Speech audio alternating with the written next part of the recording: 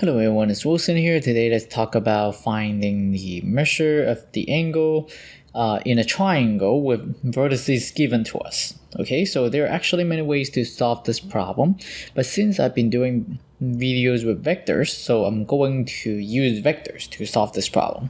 So the first step regarding finding this angle is that we need to know which angle of the triangle that we're actually finding the measure of.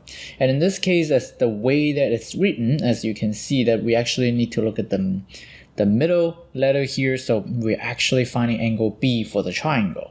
And so even though it says ABC right here, but we are actually finding angle B.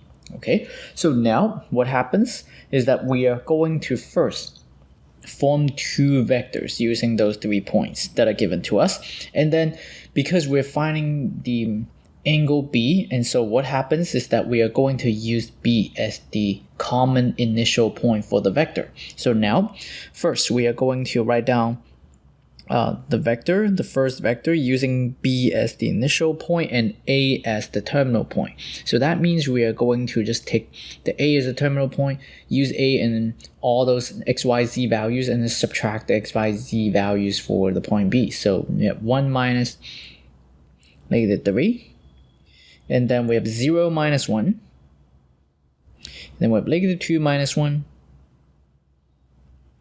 And so what do we get here? If we write down the vector, we're going to get 4, we're going to get -1, -3. So that's the calculation.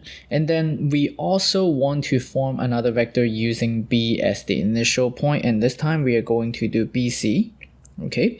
And then so we are going to use C as the terminal point. So take the 0 and then minus, and then the -3 for the X value, which is the X value for the B.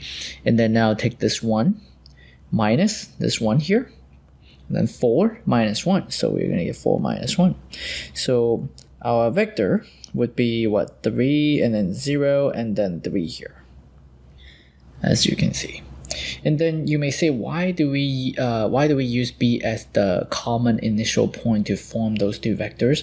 Because when we want to find the angle between two vectors, then the idea is this. So what happens is that, let's say we really just have the ABC right here like this. I'm really just drawing a picture just for showing the idea. So this may not really represent those 3 points right here. Okay, so now if we want to find the angle B, and then so do you see what's going on here? What really happens is that, and then so as you can see here, we form one vector like this, and then we form the other vector like this, and this is how we can find the angle theta. Yeah, so that's why we're using B as the common initial point, because that's how we can use the formula, this formula right here, let's just recall it, to find the angle between the two vectors. Yeah, so the formula is actually cosine theta is equal to U dotted with V, so that's a dot product, all over the magnitude of U times the magnitude of V. Okay, so that is the idea here. So in this case, that's why we're using B as the common initial point.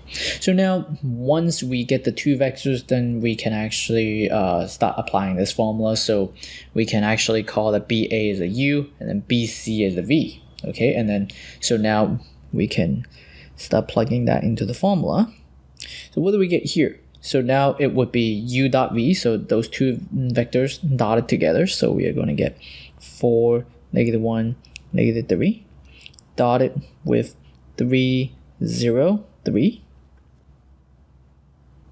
And then so what about the denominator? We are finding the magnitude of the first vector. So magnitude of the first vector would be square root of 4 square plus -1 square, and then plus -3 square. And then the magnitude of the second vector, which is the magnitude of this one. So we get 3 square plus 0 square plus 3 square also. Okay. The rest is really just calculation of this part right here. So let's actually calculate Okay, and then so now what happens is that we are going to compute the dot product, and then the left side of the equation will still just be the cosine, and then here the 4 times the 3 we are going to get 12, and then -1 times 0, so -0, and then -3 times 3 we get -9. And then in the denominator, what happens is that we are going to just compute, right? So we are going to get the what is that? This is 16, this is 1, this is 9, this is 9, this is 9, right? So let's take a look. So this is 1 plus 9. So what do we get here? 10 plus 16 is what? 26. So the first square root, we have a 26 in it. And then now what about the second square root? This is 9, this is 9, so we are going to get the square root of 18. And so if we do the computation here, so we are going to get 12 minus 9, we are going to get 3. And then in the denominator, we have what? We have 26 and then times 18. So we are going to get the square root of 468. And then this is positive, so the angle for angle B is a Q, right? So now what we do is that we can simply just do cosine of theta. Well, actually, it's already cosine theta equals this.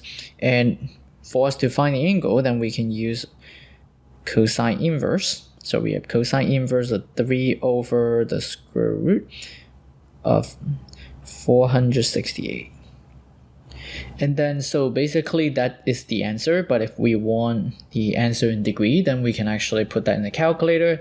Then putting that in the calculator, we are going to get 82.03 degree as the final answer. So that is the measure of the angle B for this triangle. Okay, so that's it for this problem.